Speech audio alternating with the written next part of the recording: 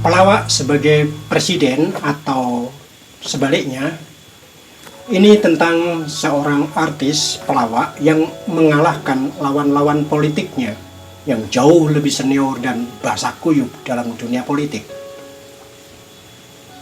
Perjalanan karirnya cukup unik. Pada awalnya ia seorang tukang lawak. Meski demikian ia cukup serius menggeluti dunia politik, seorang pendengar dan pembelajar yang baik, yang semula plonga-plongo tapi selalu mendongakkan dagu, bisa menjungkir balikkan keadaan. Ia muncul setelah melihat kehidupan rakyat yang memprihatinkan. Sebuah negeri dengan tingkat ketimpangan tinggi.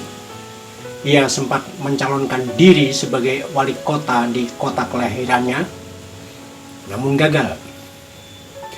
Ini siapa? Tentang Indonesia.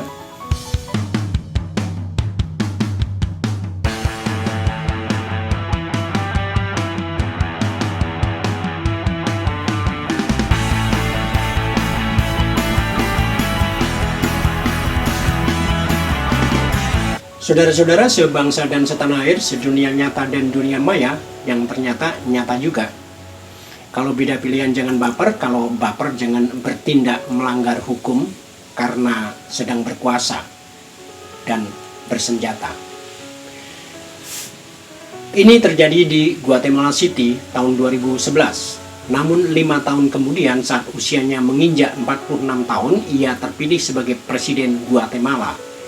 Jimmy Morales, Presiden Guatemala 2016-2020. Tidak usah baper, kisah hidupnya cukup unik. Apa yang dialami Jimmy Morales persis cerita film yang kebetulan pernah dilakoninya, A President in Sombrero, produksi tahun 2007. Morales yang memang artis memerankan diri sebagai Neto, koboi desa.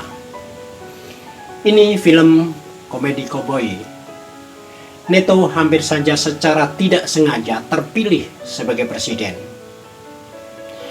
Nama Neto agaknya presetan politikus dan capres Meksiko waktu itu, Enrique Pena Nieto, yang kenyataannya menang dan menjadi presiden Meksiko tahun 2012-2018. Demikian pula hidup Jimmy Morales.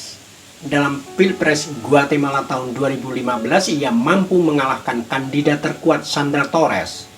Ia hanya didukung 11 kursi dari total 158 kursi di parlemen. Dari berbagai lembaga survei, tingkat elektabilitasnya rendah, hanya 0,5%. Tapi sebagai aktor, pelawak, ia memang terkenal. Sarjana bisnis administrasi dan sarjana teologi ini dari keluarga tidak mampu. Di dunia seni peran, ia pernah memerankan peran utama di seri TV Moral Jazz. Dalam bahasa Indonesianya, Moral. Perjalanan politiknya cukup singkat, gagal jadi walkot, kemudian bergabung partai kecil FCN dan menjadi sekjennya. 2 tahun setelahnya, ia maju sebagai capres dan memenangi kontestasi itu. Slogannya, tidak korupsi dan bukan pencuri. Sebuah slogan yang mengena bagi rakyat Guatemala yang dilanda skandal korupsi besar-besaran. Presiden sebelumnya yang digantikan terlibat skandal korupsi dan ditangkap polisi. Polisi Guatemala tentunya. Tidak mungkin Polri atau Polisi Republik Eritrea. Selama 20 tahun saya membuat Anda tertawa, ujar Jimmy Morales dalam salah satu kampanye Pilpresnya 2015. Saya berjanji jika menjadi presiden, saya tidak akan membuat Anda menangis. Janji yang menyentuh. Ia tidak ingin membuat rakyat menderita. Kalaupun tak bisa membuat tertawa, ia berjanji tak membuatnya menangis. Dan janji gombal politik kembali terulang. Ketika pada akhirnya Jimmy Morales mengakhiri masa jabatannya tahun 2020. Korupsi tetap berlangsung dan dia diduga terlibat. Jika sering lebih lucuan presiden dibanding pelawak, bukan berarti pelawak tak bisa jadi presiden dan tak bisa pula korupsi. Pada akhir masa jabatannya, demonstrasi marak menentangnya. Bahkan acap rakyat melempari dengan telur busuk. Jangankan kacamata, untuk permen pun, Jimmy Morales dituding membeli dengan uang rakyat. Itu istilah lain dari korupsi. Kalaulah ia selamat setelah selesai jabatan presiden, Morales menjadi anggota parlemen kawasan yang menjadikannya memiliki kekebalan dari penuntutan hukum. Apa pesan moral dari kisah Jimmy Morales ini? Rasanya tak ada yang pesan moral sekarang ini. Morales sendiri mengingkari janji untuk tidak membuat rakyat Guatemala menangis.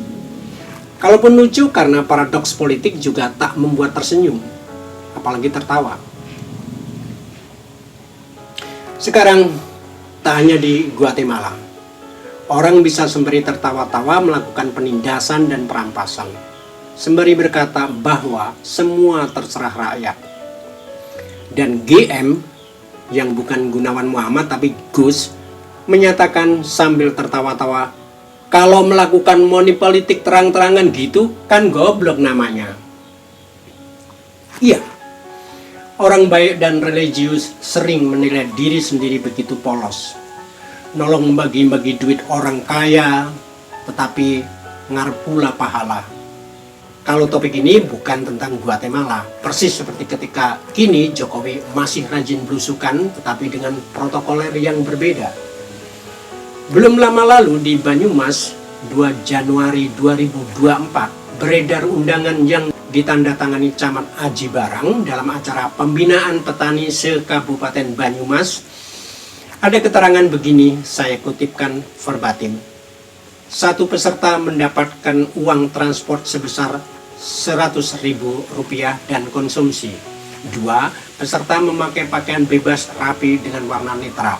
3 basar pupuk subsidi oleh PHC dengan harga 50% dari head pupuk subsidi. Di Banyumas, yang konon tempat asal muasal Prabowo Subianto. Plus dalam uraian undangan itu pula sebelumnya dijelaskan, sehubungan dengan hal tersebut maka kami minta bantuan saudara untuk mengirimkan para petani yang sudah dikondisikan oleh koordinator penyuluh atau PPL di wilayah masing-masing. Apa maksud sudah dikondisikan? Sebelumnya belum dalam kondisinya? Nya siapa? Dengan pertanyaan itu, maka omongan GM yang Gus tadi mengatakan kan goblok namanya. Kalau money politik dilakukan terang-terangan, harus dikondisikan dulu bukan?